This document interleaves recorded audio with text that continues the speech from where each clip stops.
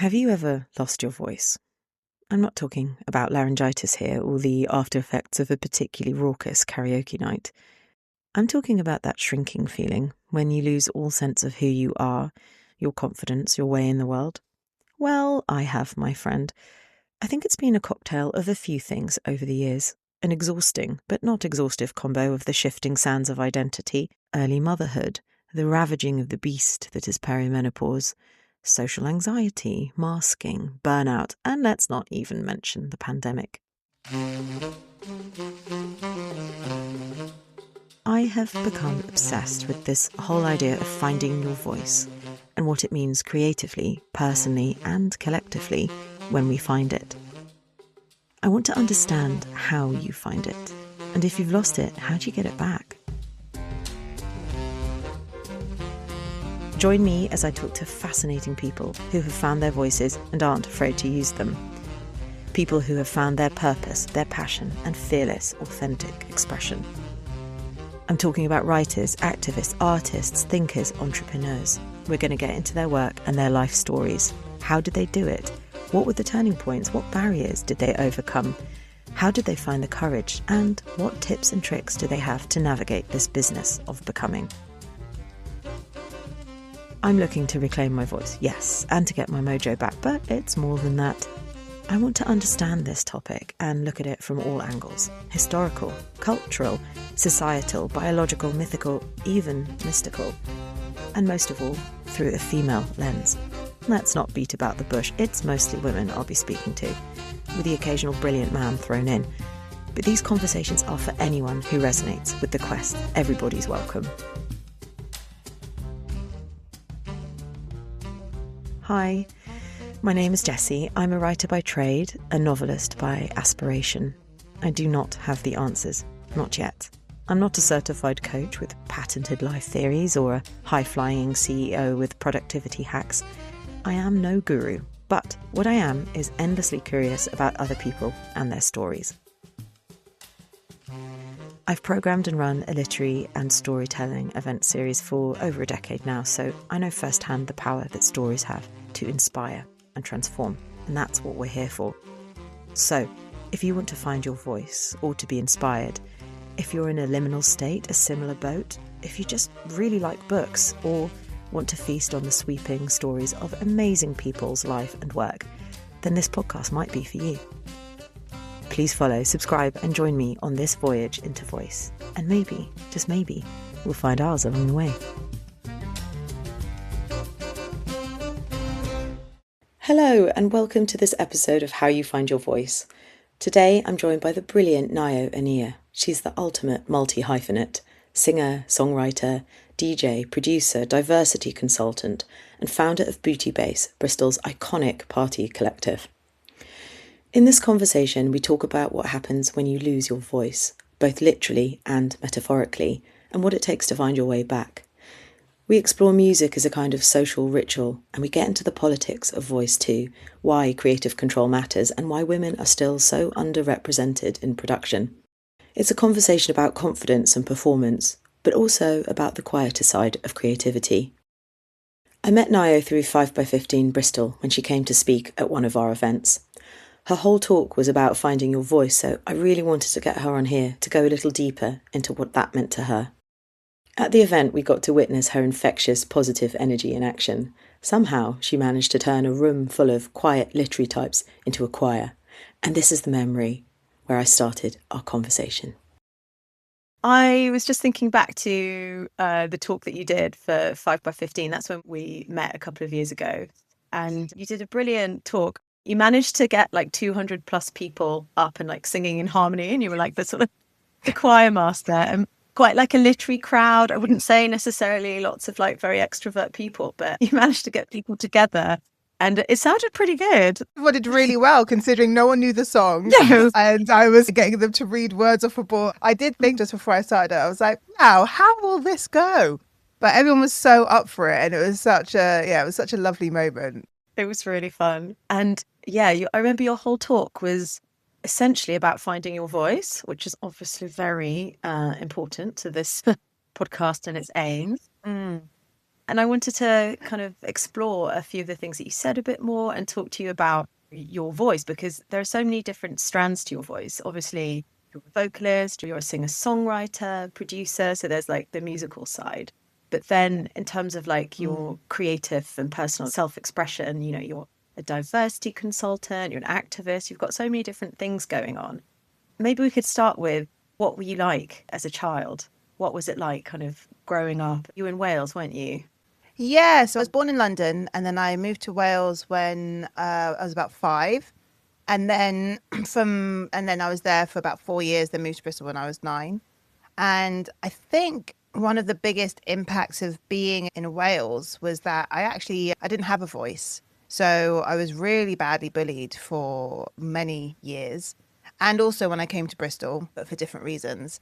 And what happened during that time is that I actually stopped talking. So my mum only realized really that something was wrong when she realized that I just wasn't talking anymore. And I would just spend hours just reading and writing, but not really talking and not really expressing myself. And I think the impact of that experience kind of meant that I really went inward when I was struggling. And I went to creativity when I was struggling. So although I am a very extroverted person in a lot of ways, actually, if I've had a big week of performing, and a lot of the things that I do are based in performance. So yeah, whether it's performing as a vocalist or as a musician, or whether it's performing as in running an EDI conference or whatever it is, I need about 4 days on the other side of that to just kind of settle back into myself. And it's funny because that's the side that people don't really see. They see the bells and the whistles, but they don't see all the kind of there's just the sitting and doing nothing, or like journaling that goes on to kind of keep that balance. So I think that time was really important actually, because it showed me how blessed we all are to have a voice, and how important it is to be able to use your voice without fear. And I think that's probably why I've kind of built a lot of my career and a lot of my sense of self based in the different ways that I can use my voice and shape my thoughts and share my opinions in different ways, because I think there are so many levels on which we can communicate with each other, you know, and sometimes talking is actually the hardest one, because, you know, when we've got words to contend with, that comes with everyone's extra baggage and extra thought and extra interpretations. And actually, when you change that into a song, people are able to engage with it in a very different way. They're able to put their meanings onto what you're saying, transform it into something that means something to them and can help them, or help them understand something from a different perspective without feeling too challenged. I think if you just turn it into just pure music, there's so much emotion that can just come with music. And I think that's why music has always been so important to me, because it's the medium in which I think people from such opposite perspectives can find something to pull them together. And without conversation, you can have this incredible connection with someone who you would never speak to otherwise, you know, or if you knew their politics, you definitely wouldn't speak to them. But because you both felt that musical moment in exactly the same way and caught each other's eye, you're able to make a connection. And for me, that's just so, so beautiful. What you were saying just then, there's so much in there. The last kind of bit of what you said just made me think of like rave culture. Yeah. The whole like you're kind of bringing people from all different walks of life, and you're kind of like in like ritual communion together, basically. Yeah, that's where that moment happens, where you have people coming from all over the country or all over the world to come because they have this thing in common that they love, which is music or bass music or rave or whatever it is. And they find themselves surrounded by all these other people in this musical playground, and they're able to just leave all of their preconceptions at the gate, and they're just there to have a good time. And because they're there with that perspective, they're able to, connect with people they never would otherwise, and call people their best friends who they've just met.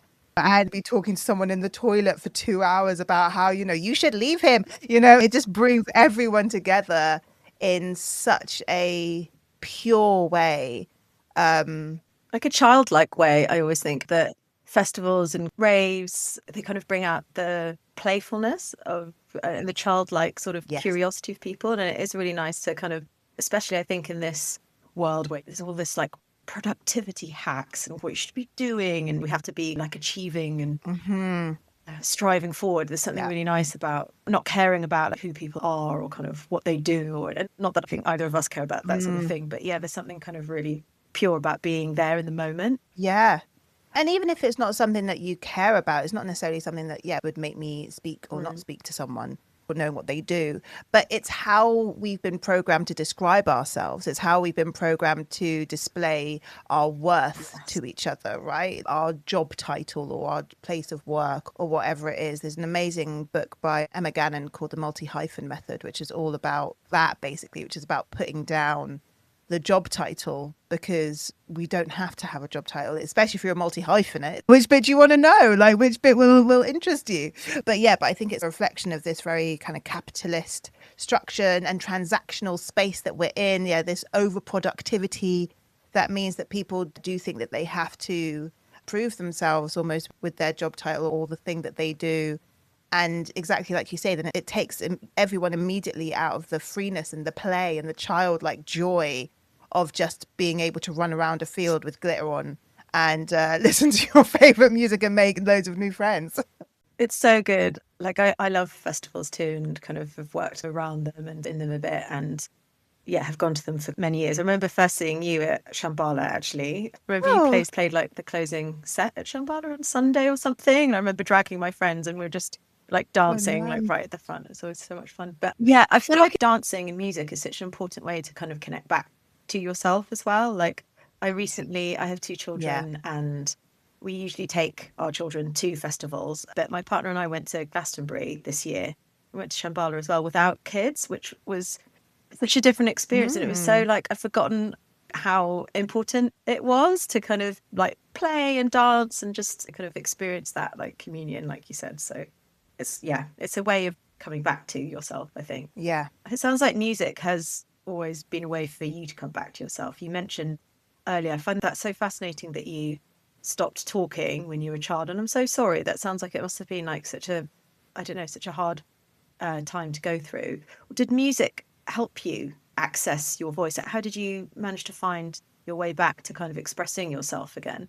I guess I had always sung, so I was always singing, and I loved, and even when I wasn't talking loads, I was still listening to music. Like, I've got a series of photographs of me singing my absolute heart out to Michael Jackson's Earth Song, like fallen on my knees on the floor. I'm really just so deeply in it.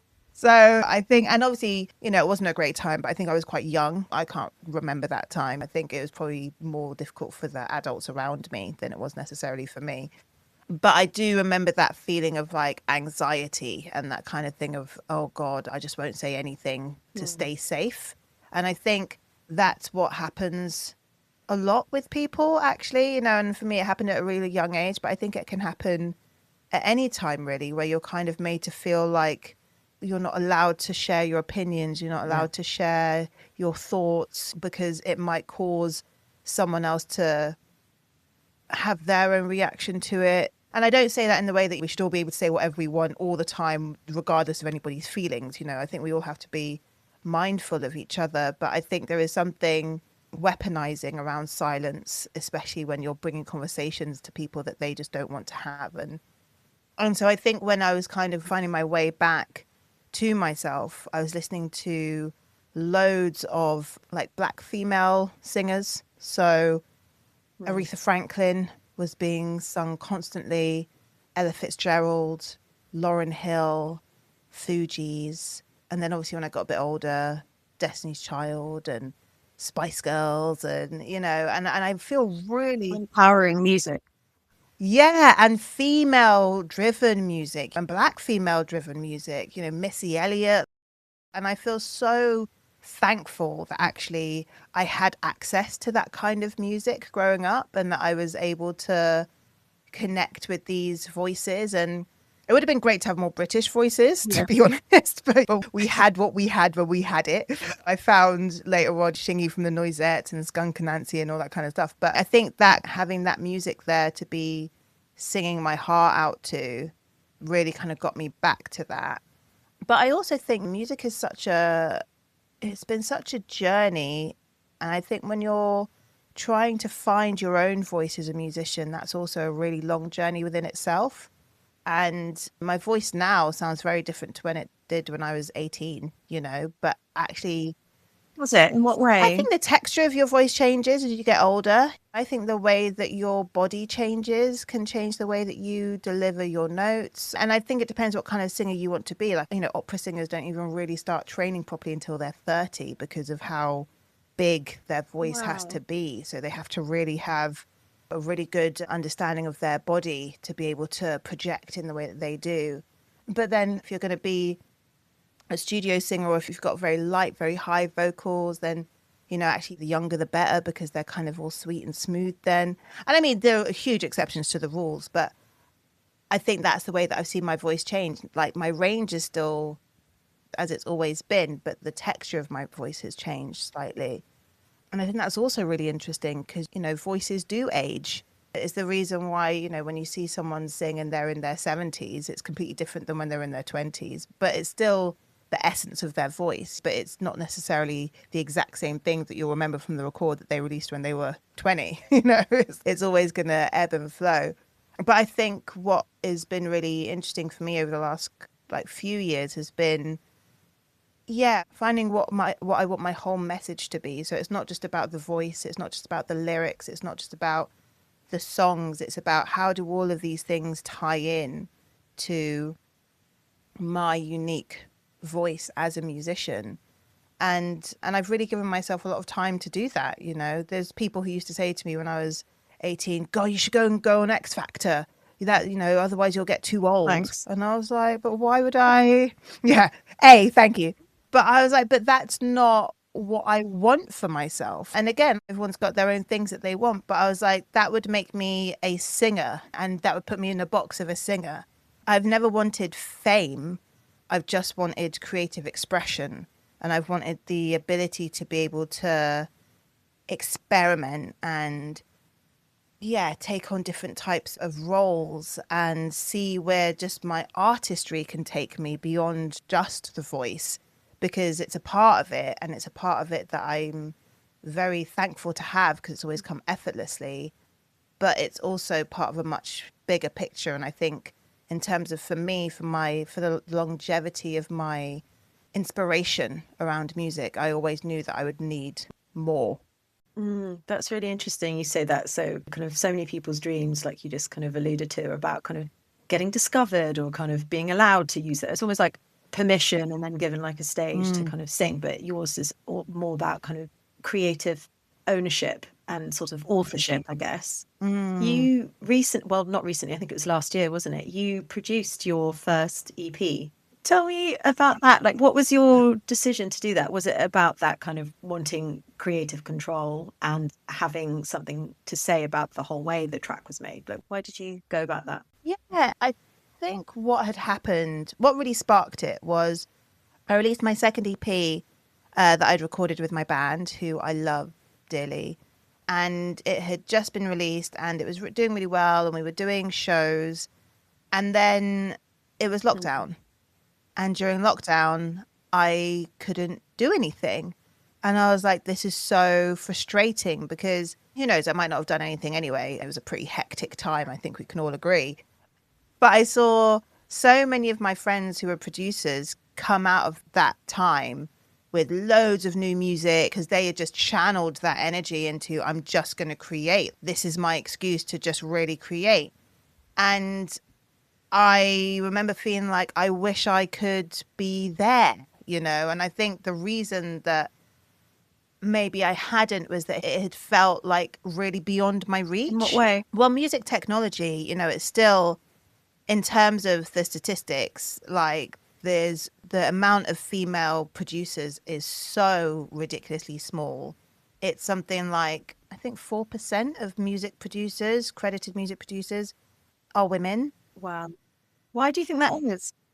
Well, I think there's a lot of reasons. I think one of them is that I read this in an article, and I keep talking about it, but I should really find it to reference. So, listen to this with a pinch of salt. But I remember reading it somewhere. But that basically, when everybody was in school, and I think it was in the 1950s, and they were trying to get more boys to do music, and boys weren't doing music because it was seen as a girly thing to do because it was all instruments and flutes and this and that. So they were like, no, we're not doing that. And then it was like, okay, we'll do music technology. And that was all looking at things like electric guitars and basses and all that kind of stuff. And it was literally created to encourage boys to do music. So all of the way that music technology has been spoken about has been very male driven. It's been about getting boys to engage with it. And when you see the way that then kind of starts to snowball, it means that then once you get to music production, and you know, when I was 15, I mean, there was some music production courses, but they were hard to come by. We didn't have DBS, we didn't have BIM, we didn't have these music technology spaces where you could just go and learn.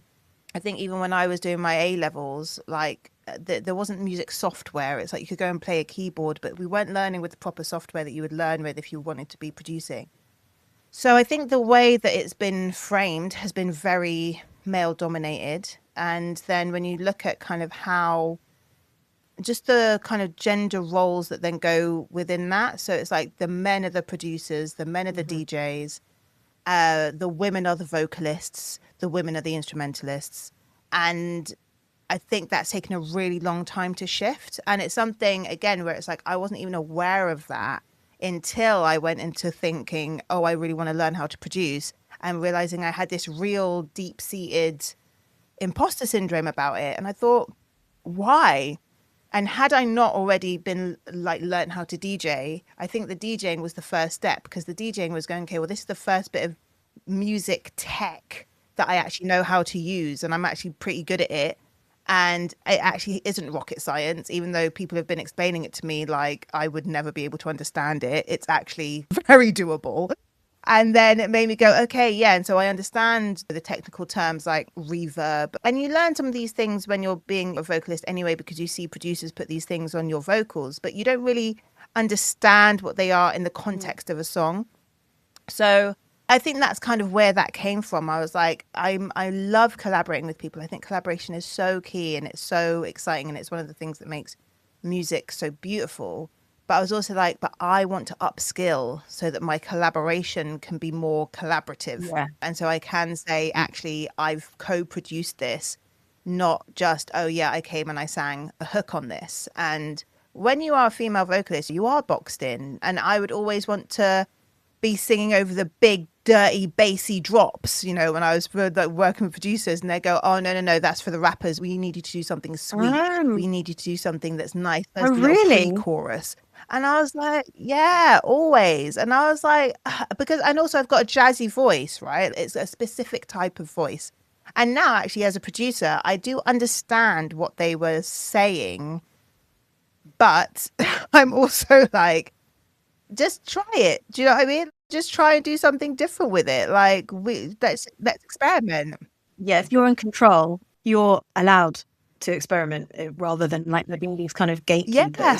It's really interesting what you say, because I think all of these kind of technical things have always been the domain of boys in a sense. Like growing up, like every DJ that I knew was male, pretty much. I have got some friends who are female DJs, but you know, it's that sort of, in spite of, I think, many kind of girls or women being around music or kind of rave culture, whatever, I bet there are so few who have actually tried it. It's still quite a rarity. Like, when did you first decide, I'm going to try DJing? This is something that I want to do. Well, funnily enough, it was the second time that I lost my voice. So this time I actually lost my voice. So I wasn't just not speaking, but I was, I think I was about 25, 26. And I just kept getting laryngitis. Like I just kept completely losing my voice. And I was working for a very big festival at the time in marketing. So I was also using my voice all the time, talking to people as shouting over speakers. And yeah, one day I just woke up and I just couldn't sing. I couldn't sing and I couldn't speak. And I went to the ENT, ear, nose and throat clinic. And they just said, you're going to have to make a decision because your voice can't cope with this, with the amount that you're giving it to do. I've since found out that's actually linked to my back because I've got a slip disc and it actually affects my vocal cords. And this is something that I literally have just been figuring out over the last 10 years, is that when my back goes, my voice goes, because my whole spine like shifts. So like my right side is like trying to hold on for dear life. My left side is just not really doing anything. So during that time, they said to me, you're going to have to stop speaking for the next 6 to 12 months. And we're just going to have to... You're going to have to completely not talk. Wow. How was that? Was that a challenge for you? Yeah, it was hard. It was really hard. And I had to just kind of not go out. I was just like, because it was also so hard to go out and not be able to talk to people and to not really be able to explain like what was happening. Yeah, I'd be like, I can't talk. You know, it was like, what are you doing here then? You allowed to whisper, or were you... No, because actually whispering's almost worse, because whispering almost puts more pressure on your vocal cords. So yeah, it was tough. I had to make some decisions, and I quit my job after a little bit, and I had to completely reassess and shift my life. I wasn't allowed to drink certain things. I had to do all these exercises. It was a real commitment. You have to take this seriously, yeah, because they were like, if you don't, you'll ruin your voice forever. So it's really up to you. So during that time, I was like, if I can't sing even, like, I'm going to go mad. Like, I have to do something musical. This is so frustrating. And so I learned how to DJ, because I was like, that can be a different way to get this outlet out. And then as my voice was healing, I was just so happy to have something new to do. I would like get up at 6:30 before work and practice blends, practice just everything. And then I'd go to work listening to my mixes, and then I'd work like listening to other people's mixes and writing down blends I'd want to do when I got home, and then get home and then be DJing again. So it became like my happy place. Again, that kind of really internal, I'm just going to have fun. And really, it was just so joyful. And then as my voice started to come back, then I kind of had this new skill to then go alongside my voice. And so I started singing over my DJ sets. And that was so exciting, because I was like, oh, this is fun. And it was a bit different. Yeah, I was bringing it all together. And then, then I think from there, it was kind of a natural progression to go, okay, so I know that I can, because also a lot of it is, I think a lot of when you're performing as well, there's so much multitasking that you're doing. And I love the multitasking. People go, oh my God, how can you sing and DJ at the same time? I'm like, yeah, how do you do it? Because it keeps your brain so busy. And I've got quite a naturally busy brain as it is. So it was really, it's fun. And then I think from that, then when I released my EP, I actually also figured out how to play all of my songs in a live set. So what I did is I deconstructed all of the songs. So I have 4 songs on the EP. I deconstructed them all into like my Ableton Push, which is like it's kind of got lots of pads and stuff. And I learned how to just play them all live, but then also bringing in different loops to kind of make it into what was a 20-minute EP into an hour-long performance. I remember I was there, Helen and I, we came to it. It was at the Bristol Beacon, wasn't it? Oh, yes. Yeah, that was night. Even that, I was like, oh my gosh, this is mind-blowing. This is so insane, but so much fun, like the most amount of fun. And I'm still learning it. I did it because I wanted to do it. And then I was like, oh my God, that was batshit. Yeah. But it was so enjoyable. And then that also opened up a whole new layer of new music that I could make. And then off the back of that live set, I started creating my most recent EP, which is the remix EP, which came out in September. And those tracks, I basically remixed the whole of the last EP, but with the samples that I kind of found while I was doing my live show. And then I built DJ versions of my tracks. So I remixed my own stuff, which felt full circle. Wild. Yeah, it was really cool. And I'm really proud of both projects, but they are so different and they have such different meanings and purposes. But I feel like they really show like the musical journey that I've been on over the last 4 years. And what are the meanings of each of those EPs? I think the Four Quarters is about empowerment, is it? Yeah, it's about empowerment and self-love, I think, and self-respect. Like the Four Quarters EP was very much about finding your voice and being soft with yourself and being positive with yourself and accepting the things that we don't always allow ourselves to accept about circumstances or who we are. And it was also linked to, each one was linked to a different element. So, you know, who we are was linked to water and that kind of rebirth. Baggage was linked to fire because it's that kind of fiery shaking off all the things you don't need no more. Hold You Down is about air because it's almost about cheerleading yourself and everything that you would say to a best friend that you would say to yourself. And then Goddess was earth and that real importance of like feeling connected to nature and connected to others and connected to the ancestry that's come behind you. So it was very, I guess, symbolic. I feel a lot of that project. And spiritual, Sam. Yeah, exactly. It was a real kind of spiritual process and a really healing process, actually. You know, I think before then, my single track from before had been Blackbird, and that was very necessary and political. But it's a, you know, it's a big song and it's got a lot of stuff in it, and it isn't always the most enjoyable to perform because just depending on where I am in my own headspace. Whereas what I loved about creating Four Quarters was that I sang those songs and I feel nourished afterwards. I feel good. I feel like the people in the room feel good. You know, it's a different kind of a thing. And then I would say with the remixed EP, what was really important for me with that was kind of like we were talking about before, was creating versions of these tracks which really allow for the dance floor connection to happen and to also be on the dance floor and to hear songs which are speaking positive affirmations, which are literally saying, you don't need to hold on to these secrets. You don't need to tell people's lies. Shake off your baggage. It's all good. You're wonderful. Just breathe. Hold yourself down. You've got this. And actually, when we're in the club, we don't always hear those types of tracks, you know? No, we don't hear that sort of thing, do we? But especially, I know it's been said so many times, it's almost a cliche, but often very kind of negative lyrics about women in particular. It's quite nice to have an antidote to that. Exactly. Like you're normally hearing, yeah, bend over, do this, like twerk for me. And I was like, to have something different, to be in a club space and hear someone say, you know, just breathe and just look at each other and just know that you're wonderful. You know, I was like, that's actually what I want to go out and rave to. And it doesn't mean the whole rave has to be that, but it's nice to have moments of that within it. So that was a really big thing for me. And then also to just kind of, create tracks that I would also DJ, because I was like, I love all my tracks, but they wouldn't naturally fit in my DJ sets. So actually, how do I bridge that? And now that I've been studying production for, 2 years now, I felt more confident to do that and to feel like, actually, this is it's gonna create something that I'm really confident to DJ alongside these other incredible musicians that I play, because that's the scariest thing about when you play out your own songs in a DJ set, because you have your tracks which you love from like track artists that you really inspired by, and then you play one of yours and you go, now, or you go, actually that just completely killed the vibe, that just completely changed the vibe.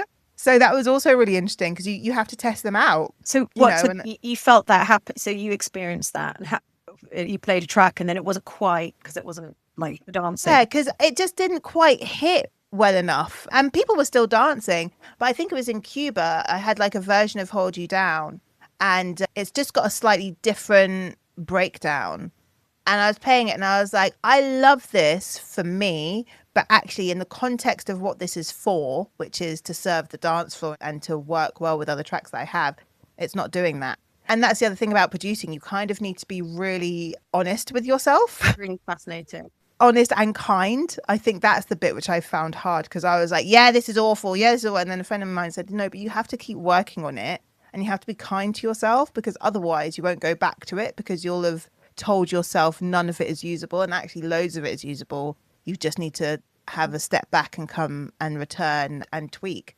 So I think that's like the process, isn't it? It's kind of like you go through, you're like, this is great. This is such a great idea. And then like you're really enthusiastic about it. And then it's, oh no, you get maybe something, either it's internal, external, and then you'll just think, oh, this is the worst thing ever. And then you kind of move it to one side. It's kind of like, it's mind games. How do you trick yourself into continuing or working on things if you have those moments of self-doubt? Or have you learned to kind of silence the inner critic a little bit? Oh no, I think we all have the inner critic for our lives. I don't know anyone who doesn't have one. They'd probably be insufferable if we didn't have one anyway. Yeah, exactly. Like, this is incredible. I'm incredible. Yeah, I think for me, the way that I've always done it is to give myself really intense deadlines. If I don't have a project or a deadline or something that I'm doing it for, I find it very easy to just drop off. So, for instance, with my last EP, I got support from Help Musicians. So that was a very clear, you have to have it finished by this time. You can't just tinker away with it forever. Like, you need to have a stop point, and not only a stop point, but a release point. And so I think for me, that's do work better under pressure, and I do work better with deadlines. I think what I really want to try next, now that I do have a bit more confidence in this area, is I really want to work on just kind of developing different ideas as and when the inspiration comes, but without a specific need for it to go somewhere. Because I think then you always also allow yourself to be a bit more fluid with the creativity. You mean like what do you mean by where to go? Do you mean like where it's released, or do you mean kind of? Yeah, or whether it needs to be released. But does this just need to be something that's for you? I think like Solange said that Cranes in the Sky, she wrote over 12 years. And for me, that feels so alien, because I'm such a have to put into the world or not and then move on. Like, I'm very project based in the way that I approach things. So I think, I'm looking forward to actually going, just let things marinate the way that they will. Let them unfold. Yeah, and to not have to kind of have that pressure of this must go somewhere. I think I'm really enjoying the process at the moment, rather than thinking about what the end product is going to be. And I think it's also because I want to start deprogramming myself to always think of product over process. And I think as creatives and just as people, again, going back to kind of what we were saying before, we're also focused on the product. What's the product? What's the thing that we're going to give? What's the sell? What's the thing that's going to show our worth? And actually, what has been so enjoyable about the past couple of years is just been the process of just going and learning so much more about myself through that process. Learning that I'm really not a very patient person. Patience is very, very difficult. And you have to be so patient when you're producing. You have to be so patient. Yeah. And you have to be so kind to yourself. And you have to allow that critic to come to the table when it's necessary, and then know how to say, okay, I'm going to put you down now, though, because you're not helpful in this bit. It's like, I can't remember where I read it, but someone's saying about how when you're in the creative space, you have to do it in a childlike state. You have to do it with experimentation and play, and not double guess yourself, and not go, oh no, this is probably a bad idea. Like, you have to be as open as you can. And then when you come to edit, that's when your critic can come in and start going, okay, let's start shaping this up. But you also need to be able to move between these things quite fluidly. Which is quite a hard thing, because you're wearing two different hats. It's the same with writing as well. They say that you should just get it all out and don't judge. It's quite hard to do that as well when you're kind of like thinking about structure or all the different components. I imagine it's the same with music as well. You just said about patience. I was just wondering, why do you have to be particularly patient if you're producing? Is that because of the kind of gap between what you're trying to put out and kind of where you are, or is it about learning? Yeah, I think it's more of that instant gratification. I think with singing, for instance, I've always just been able to sing. Tell me to sing something and I'll sing it. With writing, and that's not to say that I'm a particularly amazing lyric writer, but I've always written just what's in my head, and I've just written in a way that is, I've just got to get my thoughts out, and that naturally then turns into rhyme, and then there's something there to work with, even if I go and tweak the lyrics afterwards. So when I was doing things like mainly receiving music that I would then write to, it was a much quicker process. It was still a process. It's still a case of listening, going, yeah, right, I see what you're doing there, but let's tweak it a bit. But it was just much quicker because that's something that I've been doing since I was a child, and it's a comfort area. I think whenever you're trying to create a new skill, you have to be super patient because, yeah, you're not going to be incredible immediately. It's going to take time. You're going to have to make a lot of mistakes. You're going to have to train your ear. I think that's been a massive thing for me, is training my ear. Like, it's not just about what music you want to get out of your head. It's also what sounds are you going to use, which sounds work with each other. You've got all of these ideas. Do they all need to be on the same song? Actually, could we take some of those elements out and put them into something else? Is this sounding like a song which is all gelling together, or is this sounding like a bunch of ideas that you've like smushed because you're just so excited you just keep adding loads of things? It's kind of, it's like the slow development of a song. I guess I don't know why I'm thinking about this in cooking terms, but it's the difference between making a stir fry and making a stew. You know, it's like you have all layers and depth and allowing yourself to discover new things as you go. So I think it's been more of that. It's been the patience of going, this song, this project might take you 3 years, and that's okay. And I'm still used to just releasing everything in EPs. And then I see people who I really admire, producers and stuff like that, and they will release like 4 singles, but 4 solid singles over a year.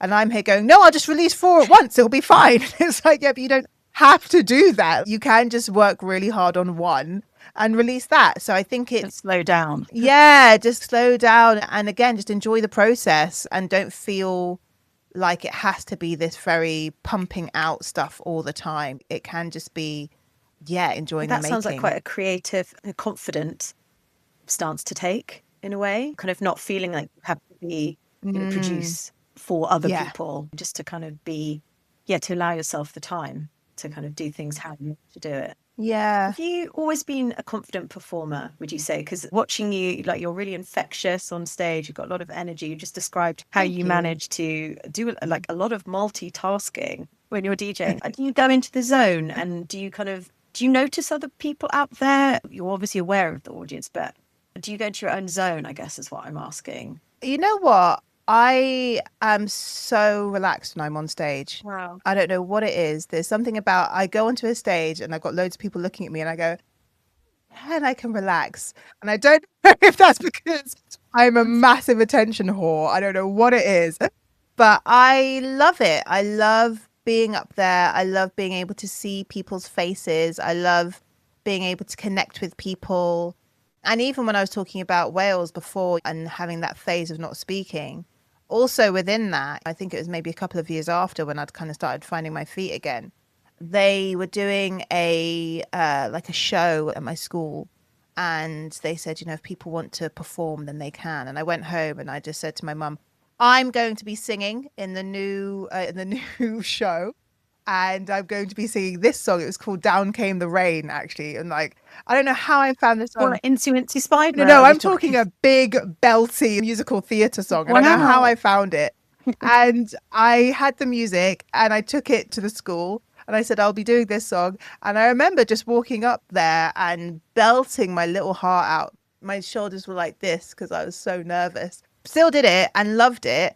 And I remember looking into the audience and seeing loads of people just burst into tears. All of these adults burst into tears. And I was like, wow, okay, that's the power of music, right? That's what we have. And then I remember, I think it was around when Titanic came out and I was listening to loads of Celine Dion, and because I had this big belty voice. So I even remember us doing My Heart Will Go On, and the teacher put me to the front. So I was kind of like leading that with my school friends. And yeah, it's just always been somewhere where I've just felt really at home. Yourself. Yeah. And I don't know if there's a reason for that. I guess also when you're on stage, people have to listen to you.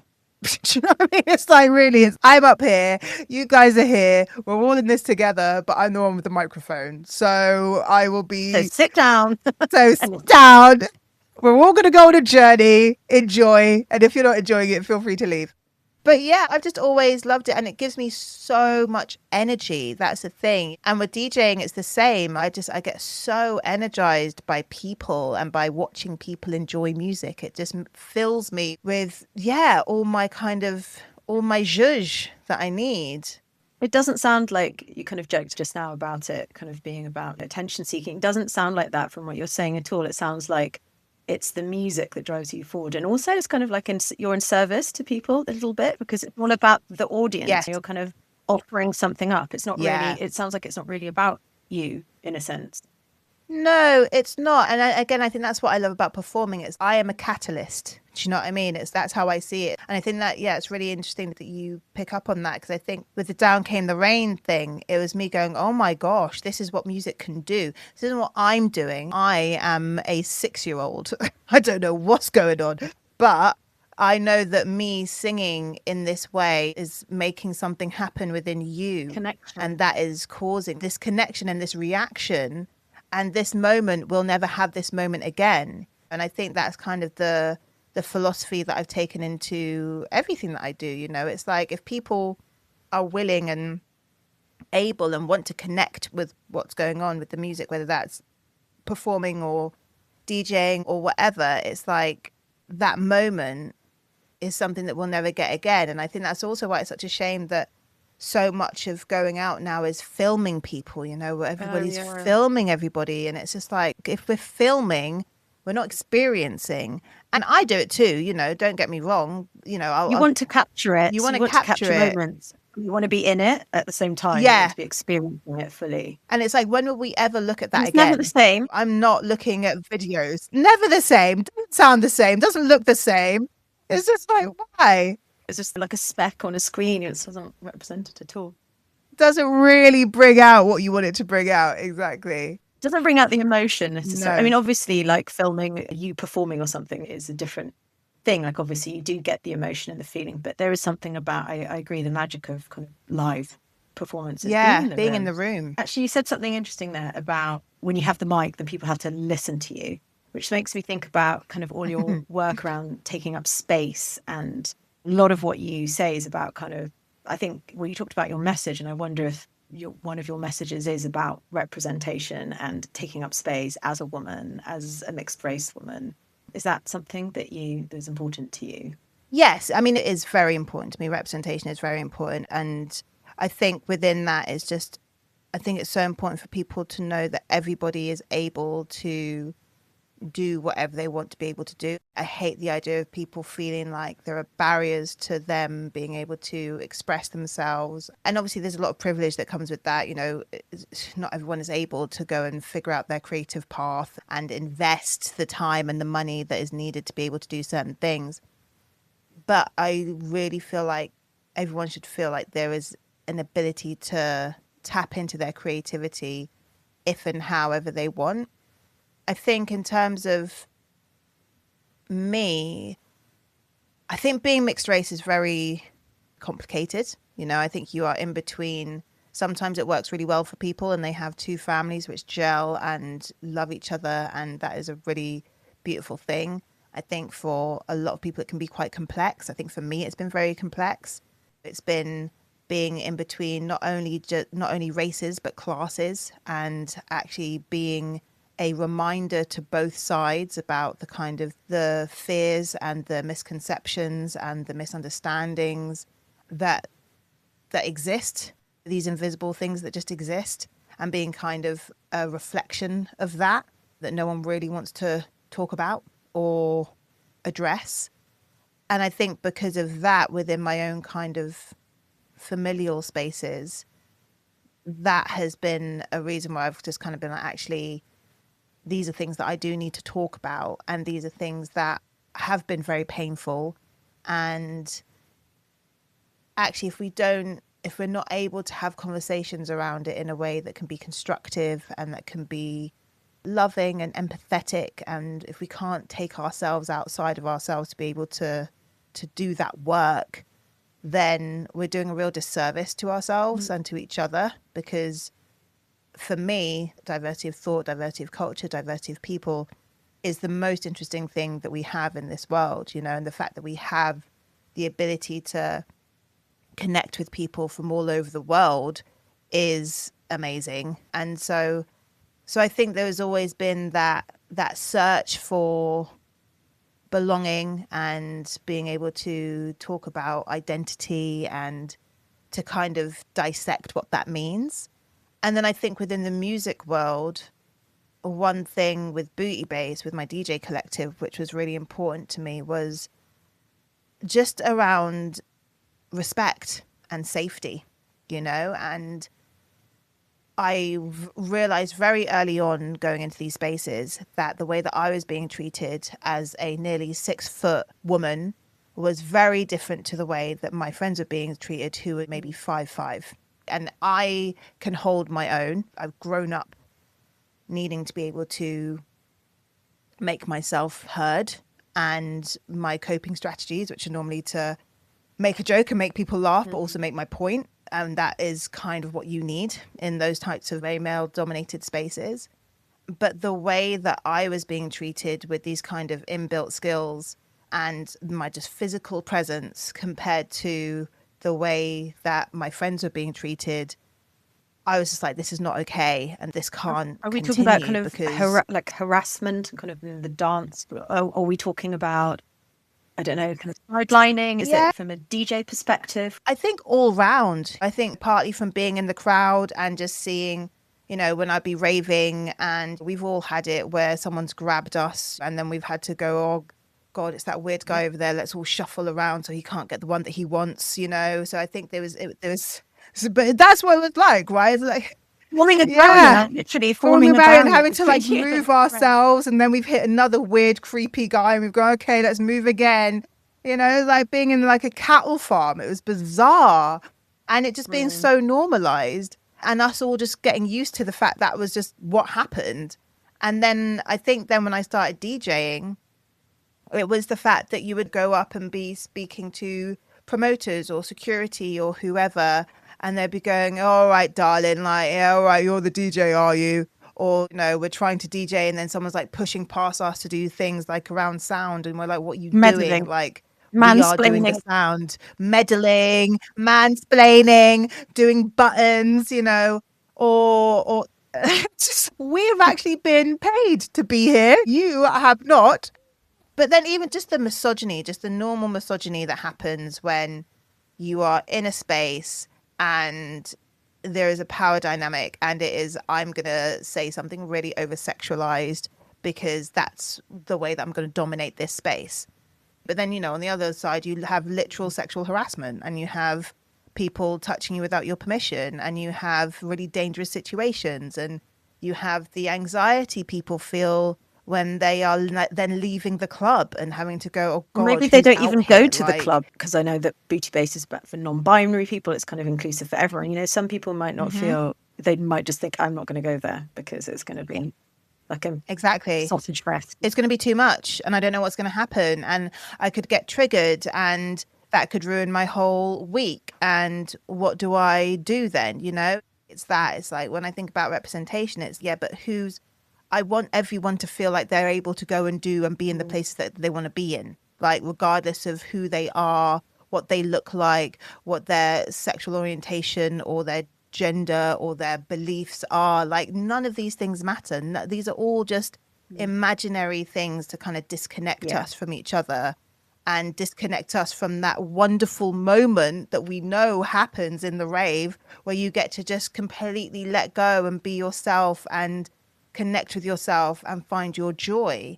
And because of all these other things that are kind of sprinkled around, people aren't able to do that, or they're going into those spaces, gearing themselves, going and being there, and something awful's happening, or they overhear someone say something that makes them feel really uncomfortable, and then suddenly it's just easier to be at home by yourself. And that's why we're so isolated, you know, and that's what we should be trying to minimize as much as possible, to try and make sure that we're all able to to have joy. Like, Jesus, this is life. What are we doing? We need it, especially at the moment.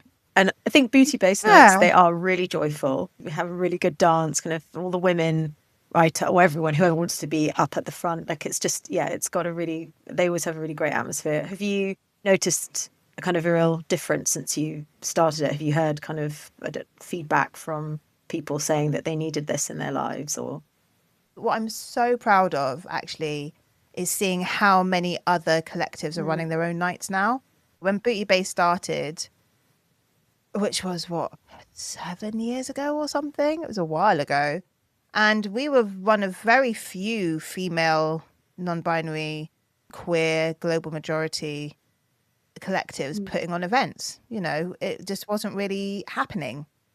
And now there are so many more. And I feel really, when people come up and they say, oh, it was Booty Bass that made me feel like I could do this, I'm like, that's amazing. If we've inspired people to be able to go and take up their own space and create their own space, because we're creating our thing for us, and that's amazing. But there's always gonna be things that other people would want for them and their community as well. And so it feels like now the ability to kind of put on your own events and promote it feels much more tangible for people. And I think that's such a beautiful thing. And it has meant, I don't know what it's like in other places, really, I'm pretty Bristol biased, but it feels like the small kind of grassroots spaces are still really rife. I still think there's a bit of a ceiling. I think definitely there are bigger budgets out there and there are bigger spaces out there, and it'd be great to see these more kind of diverse spaces moving into those more mainstream spaces, but all these things take time. But yeah, it's been amazing, like just people coming up and also saying, because we put up our rules of the dance before every event, so people know this is what we expect of you as an audience member, this is what we expect from each other just as people, and if you're going to act in a way that doesn't follow these rules, you will be removed. We've never needed to, which is incredible. But again, like when we first started posting those, not loads of people were saying that. And if you don't say it, people don't know that it's a safer space. They don't know that it's something that's going to be taken seriously. And I remember getting loads of messages after one of our New Year's Eve gigs of people saying, oh, thank you so much for always posting up the rules of the dance, because it's helped me to have conversations with my straight male friends who are nice guys, but who just don't think that this happens anymore. Yeah. They don't think that it's a problem. And just by seeing those rules, it's made them go, is this still a thing? And all of their friends it's going, like voicing yes, it. It's kind of putting it out there. So it's not subtext anymore. It's not just kind of understood. It's getting it out on the table, which is important. Which is what we need to do. If we don't name the thing, we can't fight the thing. That's how it's able to continue. Whereas if we're able to say, this is wrong and this is happening, people can't ignore that. It's brought into their consciousness. It's kind of, you can't say that it's not there. You can't ignore it anymore. Ngaio, we're coming close to the end of our time, but I wanted to finally just ask you one question about, I guess, I feel like a lot of women go through different phases in their lives when they kind of ebb in and out of kind of feeling confident or kind of knowing who they are, what their identity is. What advice would you have for kind of a woman who is just trying to find her voice again? What would you say to her? What tips have you got for reconnecting to voice? Oh, it's a really good one. I think, and this might sound really cliche, but I think the first thing would be, what do I do for joy? And not what do I do to make other people happy, or what do I go to because everyone else is going. What's the things that you do that give you just joy or peace? And I kind of developed that off the back of doing the artist's way, and having to take yourself on dates. And one of the biggest kind of caveats to that being, you have to be on your own, and it has to be something that is for your inner child. It can't be something that is to do because you think you should, because it's cultural or it's blah, blah, blah. Like, no, what is going to make your little you super happy? And I think sometimes we lose that. We lose where our little joys are, or we think that we have to spend loads of money to find our little joys, or we think that, oh no, we can't do that because it's too immature. I took myself to the circus. It was great. Was that one of your dates? That was one of my dates. I took myself to the circus and I got popcorn on the way, and I just had the best time on my own. And then a different date, I think, was one where I just went to go and see a photography exhibition.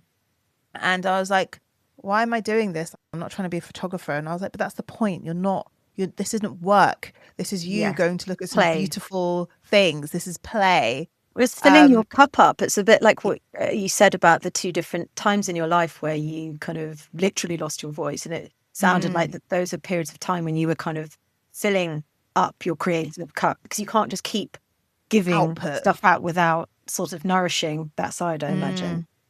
And I think, and kind of finding and being able for there to be missteps. So being able to have moments where you go, oh yeah, I thought I would like that, and that wasn't actually as fun as I thought it was. Okay, let's try something else, and kind of giving yourself that freedom to find the thing that really makes you super happy and super, refilled and jazzed and excited to do the next thing and excited to talk about it. Excited to go, oh my God, I did this thing today and it was so exciting. Or, oh, I started writing this little motif and I love it. And I've only got 5 seconds of it, but I want to play it to you because I love it so much.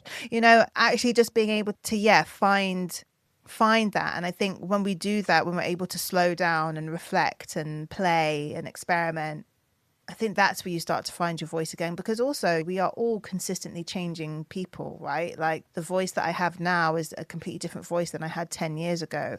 The things that matter to me now are different to what mattered to me the most 5 years ago. I'm sure in the next 5 years, I'll have a completely different voice that I'll need to go and find. And it's, I think, also giving ourselves permission to re-find new elements of our voice that really ring true to where we are now or where we might be, and not feeling like we have to be constrained by what or who we were. That's a really good advice. Allow yourself to grow. Find the joy, allow yourself to change and grow, and just kind of stay in connection with what lights you up. Ngaio, thank you so much. This has been so interesting. I really appreciate your time.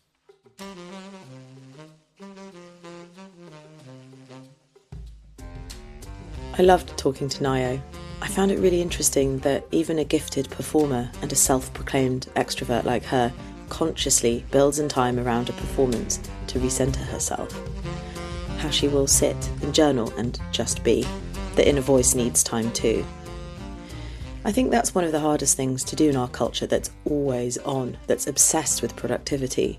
Rest is almost radical. But as Ngaio shows, it's essential for creativity. This conversation reminded me of the importance of doing things for the joy of it. I loved the image of Ngaio taking herself off on a date to the circus, popcorn in hand, to feed her inner child. Not what she, inverted commas, should be doing, but following the joy. It's a good maxim to live by. I was also really struck by the periods of literal silence Ngaio has experienced in her life. They seem to have forced her to go inwards, change paths, and find a new creative expression. It's as if losing her voice helped her clarify and truly appreciate hers. As she says, how blessed we all are to have a voice. We shouldn't be afraid to use it. Thank you for listening to this episode of How You Find Your Voice. Please follow the podcast so you don't miss what's coming up next. And if you have time, you could always leave a quick rating or review. It really helps people find the show. Till next time.